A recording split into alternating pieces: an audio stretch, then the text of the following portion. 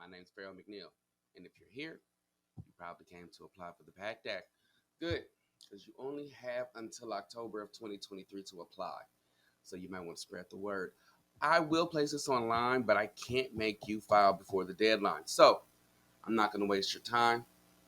Today, you will file for the PACT Act, but you may not have all the information you need to complete your application today. That's okay. What matters is that you start your paperwork today. You have until October to get the information, but no matter what, you submit it today. You know, so you started your paperwork today, so you will get back pay from today, no matter when you're approved. Okay, so when I say rapid fire, it doesn't mean if you're not prepared, you can't file. It means it doesn't matter the date you submit. The date that matters is today. If you need help, it's okay. If you don't understand something, my physical self is roaming around looking for hands, and my pre recorded self is giving you the answers you need. So please take out your laptop, your tablet, or your smartphone.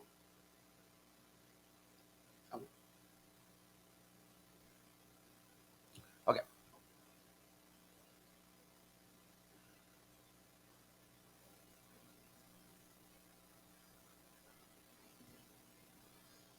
At this time, I ask you to make sure that you have a good internet connection. And if not, please raise your hand so we may assist.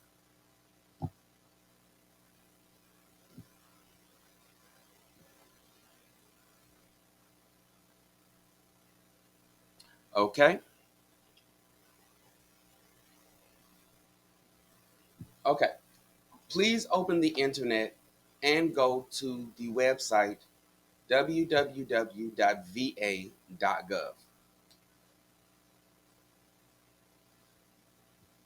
Now, how many people have an ID.me account?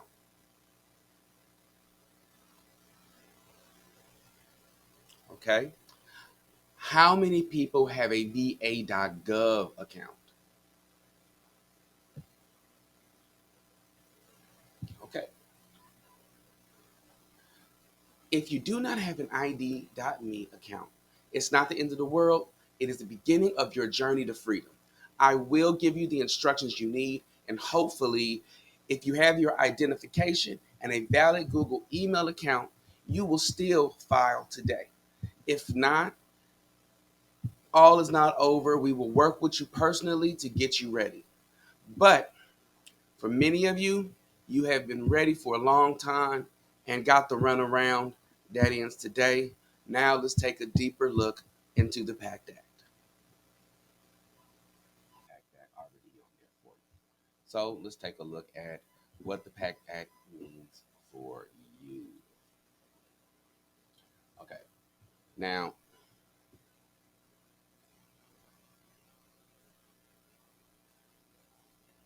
it says here, file your PACT Act claim by August 9th to be eligible for backdated benefits.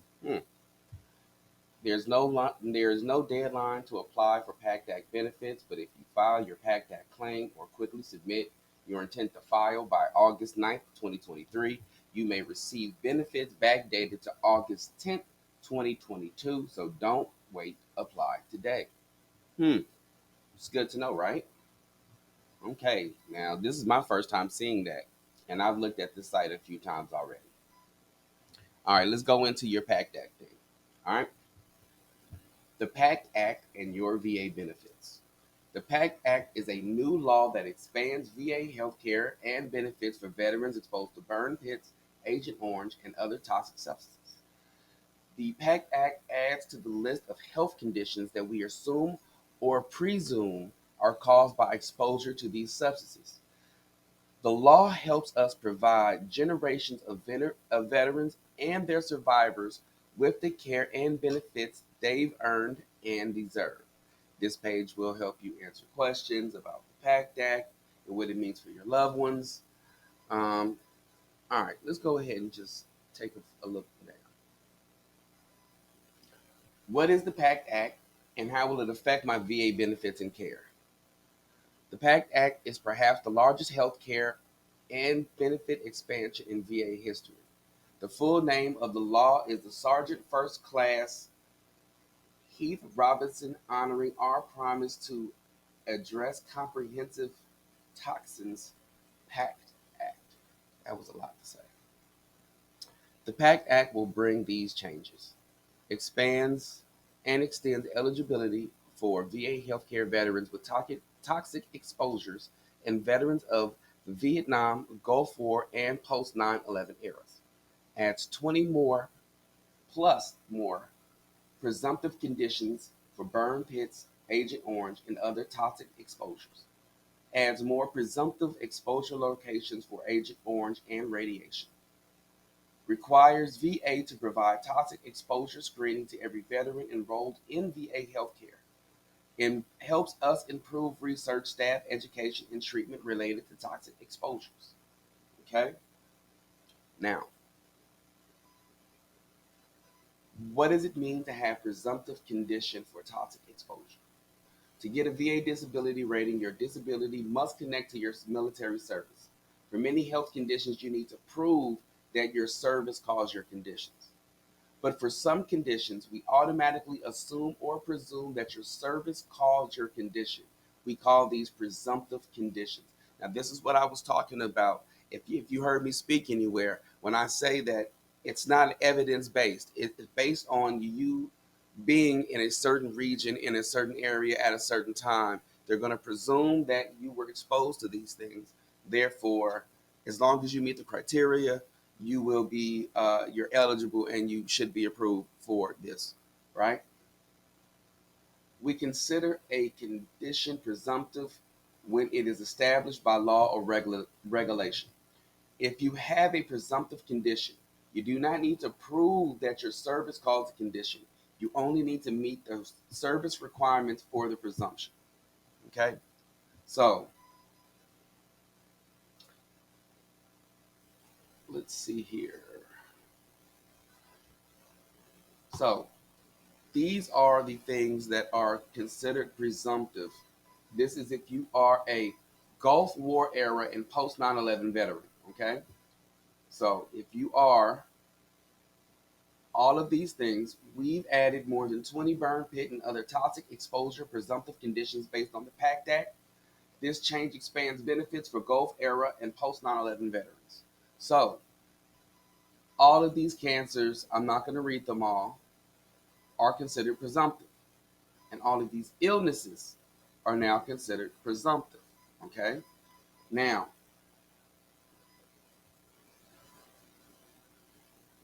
how do I know if I've had presumptive exposure? If you served any of these locations in time periods, we've determined that you had exposure to burn pits or other toxins. We call this having a presumptive of exposure. Now, all of these things here, so if you were on or after September 11th in any of these locations, if you were on or after August 2nd, 1990 in one of these locations, then you meet the criteria for eligibility. They're going to presume that you were exposed to one of these burn pits or any of these toxins if you were in any of these areas at any of these times. Okay? Are there any more presumptive conditions? Yes, there are. Let's see here. If am I eligible for free VA health care as a post 9/11 combat veteran? Now, they say they're extending and expanding the VA healthcare eligibility, right? So that means that if you have any of these conditions and you were in any one of these places, but you did not previously have any healthcare benefits, then what it's saying is that if you were not eligible for healthcare benefits, let's say you were dishonorably discharged or something of that nature, because of the PACT Act and because you were in one of these locations that during one of these times, it automatically makes you eligible to be able to get VA healthcare coverage. Okay, because they need to take care of you for the presumptive condition. All right. So, if you served in a combat in a theater of combat operations during a period of war after the Persian Gulf War, or you served in a combat against hostile force during the period of hostilities after November 11th, 1998. And this must be true for you. You were discharged or released on or after October 1st, 2013. So these are the things that you're going to need to be able to, that's for you to be able to get VA healthcare coverage because of the PACT Act. Now, if you were a Vietnam era veteran, the PACT Act added two new Agent Orange presumptive conditions. That's high blood pressure, also called hypertension, and monoclonal gammopathy. That's another hard one right there, of undetermined significance. Now, I'm not exactly sure of what that is. Let's see. Are there more exposure-related presumptive conditions? Now, let me give you a list of Agent Orange presumptive conditions. Now, let's see here.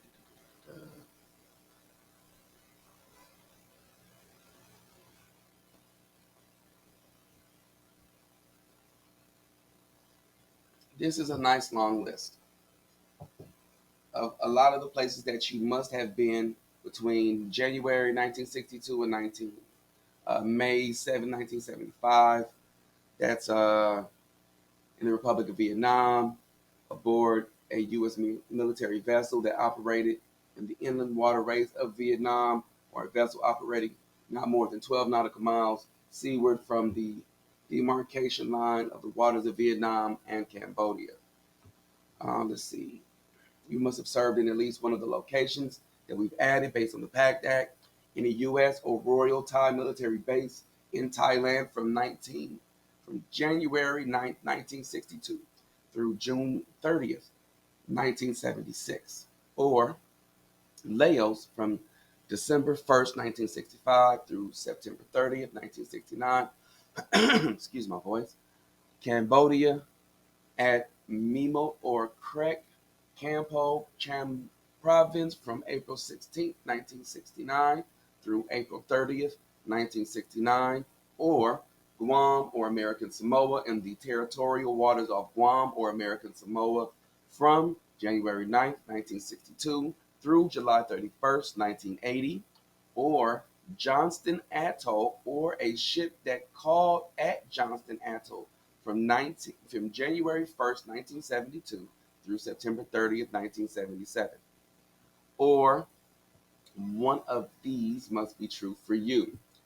You served near the Korean DMZ for any length of time between September 1st, 1976 and August 31st, 1971, or you served active duty in a regular Air Force unit location where a C-132 aircraft with traces of Agent Orange was assigned, had repeated contact with this aircraft due to your flight, ground, or medical duties, or were involved in transporting, testing, sorting, or other uses of Agent Orange during your military service, or you were assigned to a reservist to certain flight, ground, or medical crews duties at one of the locations listed here.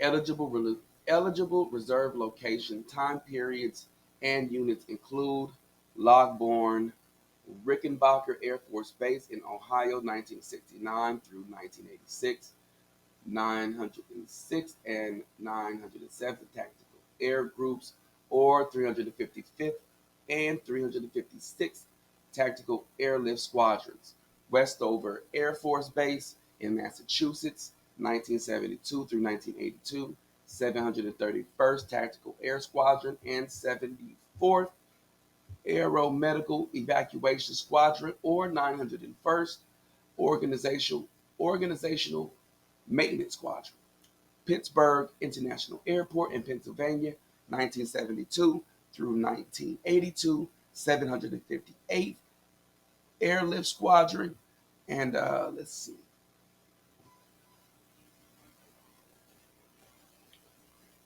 And in here it says how to get disability benefits for Agent Orange related claims. But that's what we're going to do today. We're going to go ahead and file for a disability claim.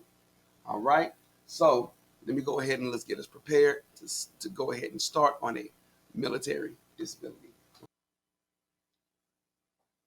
All right. Let's go ahead and get down to it. So what we're going to do is we're going to go to www.va.gov and we're going to go to sign in. Now, if you do have an ID.me account, that is awesome. If not, please let somebody know. Or if you do not have a sign in at all, please let somebody know. We will assist you in getting signed in. All right. For those who do have an ID.me account, we'll go ahead and click ID.me. And I'm going to use my Google email. And this will allow me to go ahead and grab a text message. Here. All right.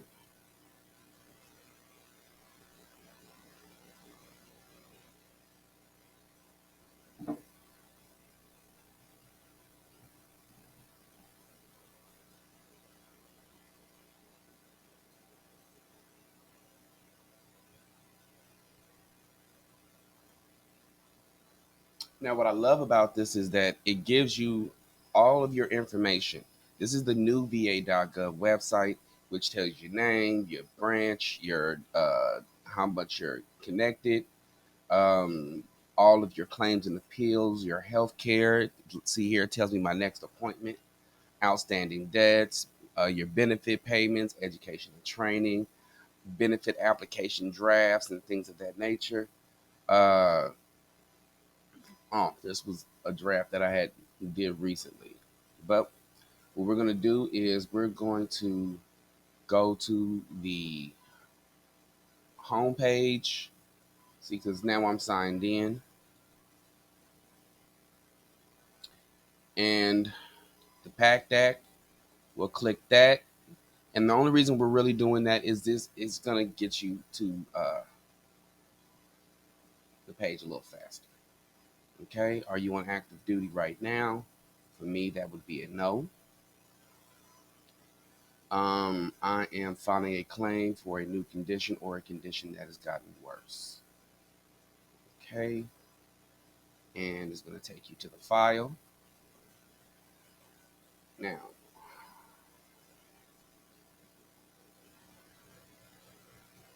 I'm going to start a new application. Yes, I'm going to start over.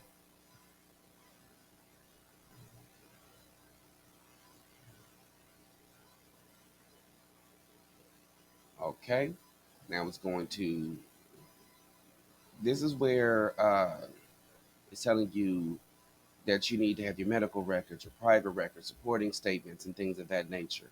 Um, how to apply your VA review and the decision. This is basically the process that is going to go through in order uh, to get to your decision.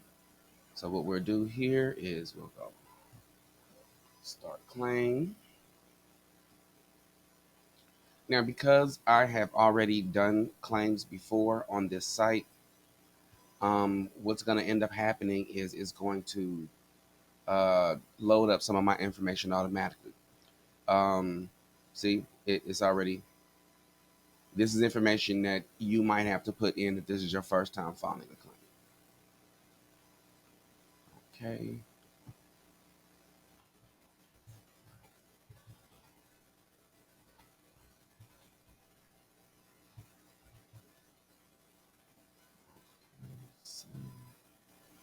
Continue.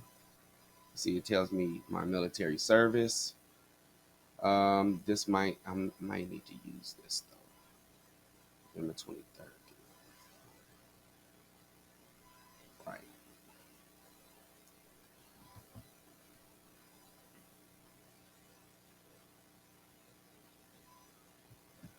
Now, they're asking me about reserve, but I never really had this, I was on reserve, but I never really had to check in or do anything like that. None.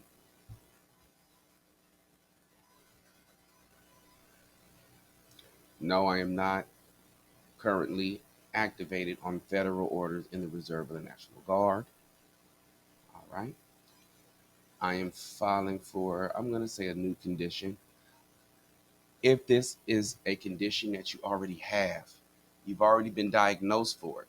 Now, because this is the PACT Act, you do not have to have it be service connected at this point. Now, if this was for something else other than the PACT Act, then you would say it is, you know, you're going to put that it is PACT Act. So what you're going to do is if it is something you've already been diagnosed with, which is preferable, then you want to put one or more of my rated conditions have gotten worse. That's if you are rated for it. If it is a condition that you were not um, diagnosed with in the military, but it is something that you was diagnosed with from an outside doctor or from the VA after you were in service, then you're going to put new condition.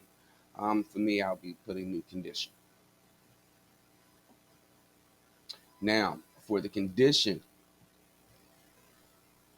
in your book, there's going to be, and I'm probably going to have this up on the screen. If you are Gulf era, there are certain conditions. If you are Vietnam era, there are certain conditions. There's a long list of conditions. I will put them up on the screen so this way you can see the list of conditions. You're going to have to pick one of these conditions.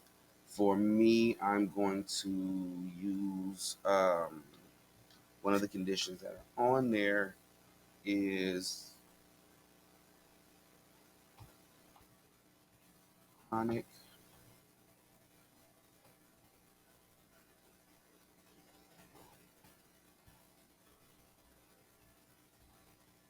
Chronic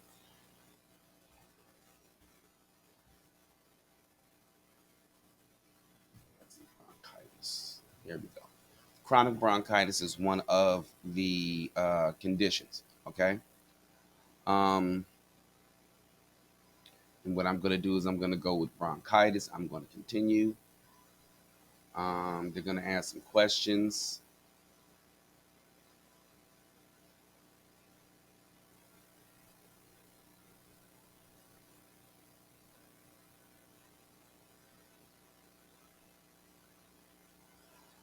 My disability was caused by an injury or exposure during my military service.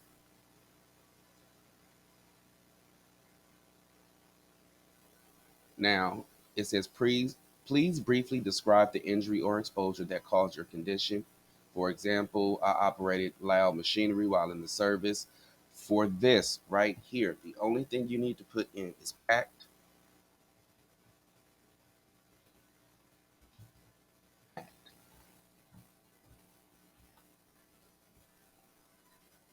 Okay.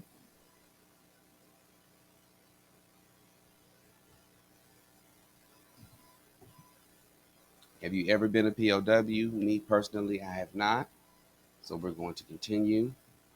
Um, Now, here is where you're going to have to look at these things for yourself. Um, do you need any additional disability benefits? Do you need something to help with your home to make it more accessible? Um, Individual unemployability if your service connected disability prevents you from holding a steady job, things of that nature. Okay.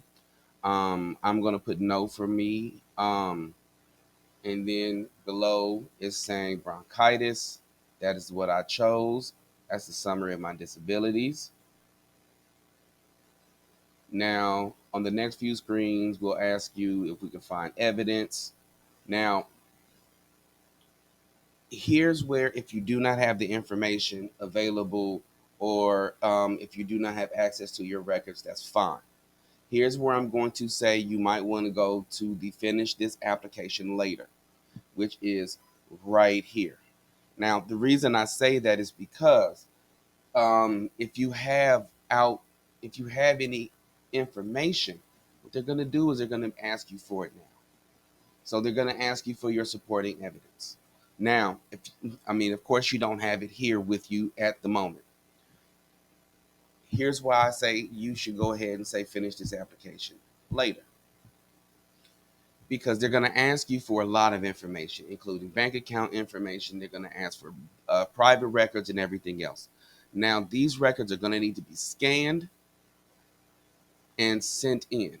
Um, but by scanning, you're going to need to scan it with a computer. Well, yeah, a printer or a computer, or take a picture of it, and then they're going to ask for the documents. So you're going to need to scan them, and then you need to upload them onto this website. Now, when they ask you, let me see, I'll go VA medical records, I'll go continue. They're going to ask you the name of the facility. They're going to see when you did this. You see what I mean? Um, so every facility that you have gone to, they're going to need the information for that. Every the month you went there, and this all has to do with the thing you're trying to get uh, a service disability for. So now, as far as the rapid fire, today is the day you file. So, however long it takes for you to get the paperwork, however long it takes for you to scan it in, and however long it takes to hit submit, the key thing is that your thing says today. And here's what I'll show you. Let's go back. I'm going to say finish this application later. It's been saved. You'll need to complete your saved application by June 15th, 2024. Okay? Last saved on today's date for me is June 17th. I'm doing this now because I wanted to make sure that everything was exactly the way it was supposed to be. So, all you need to do to get back is go continue your application. And it's going to take you right back to where you were. The date that you file is important because any back pay that you are allotted. Now, you should be able, if you file before, I believe, August, you should be able to get back pay from August of 2022. Now, don't take that as, you know, this is what I've been seeing from doing my research. If I find out more information about that, I will go ahead and I'll put that information out, probably either on YouTube or something like that as I find out more information. But from here, all you have to do is put in your evidence in your buddy statements and things of that nature. You know, if you need any help putting any of that information together, please let me know. I'm going to end it right here for the video. Now, I'm ending it for the video, but that means I'm still going to be there in person, roaming around, making sure everybody can get everything that they need to, at least where they can get to the point to where the only thing that you need to do is upload supporting evidence. And if you have dependents, you're going to need social security numbers. If they're over 18 and in school, you're going to need the school and the school information. If you have a bank account you want your direct deposit to go to, you're going to need your banking information. So you're going to need some information, and all you need to do is go back in and just add the information in. If you are having any trouble, if you need any help adding this information in because you attended this class, all I need is your email address and your phone number, and we will schedule something to where I will either help you right now or I can help you at a later date once you are able to retrieve the information. If you're having trouble retrieving your information, also give me a phone call, because this way I can help you to retrieve your information, because any other claim that you want to be able to put in besides the PACT Act, now you have a overview on how to file a claim. Okay? So any help you need from this point, I am right here with you, and I will help you until the day you hit submit. Okay? This is it for the video portion, but I will be there if you are not watching this on YouTube to get some help. I will be putting some information on the screen for those who are watching this on YouTube instead of being in my actual PACT Act class. You need to catch my classes. Okay?